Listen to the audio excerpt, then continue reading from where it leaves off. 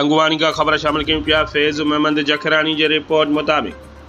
3 ॾींहं पहिरियां बख्शापुर थाणे जे हद मां गुलशहर महला कंदकोट जा रहवासी मेंघवाड़ बिरादरीअ जे 2 पोरतनि नंदलाल ऐं मोतीलाल समेत ज़िले मां अगवा थियल तमामु मुग़वियुनि जी बाज़ियाबीअ लाइ कंदकोट में वधंदड़ बदमनीअ ख़िलाफ़ प्रेस क्लब कंदकोट खां घंटाघर चौक ताईं मेंघवाड़ बिरादरीअ जे तरफ़ां हिकु एहतजाजी रैली कढी वई।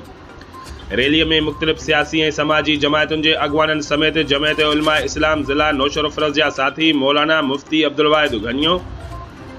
अमीर JUI ट्रे कंदकोट जनाब काज़ी फज़लुल्लाह चाचड़, JUI ज़िला कश्मीर जे नायब अमीर साईं मुफ्ती अब्दुर्रहीम पठान जे फर्ज़ंद जनाब अहमद पठान ऐं JTI अॻवान महमद अली मीरानी समेत JUI जे ॿियनि उहिदेदारनि ऐं कारकुननि बि शिरकत कई। सभिनी अॻवाननि ऐं शहरनि जो हिकु ई मुतालबो तमामु मुग़वियुनि खे बाज़ियाब कराए ज़िले कश्मीर जो अमन बहाल कयो वञे।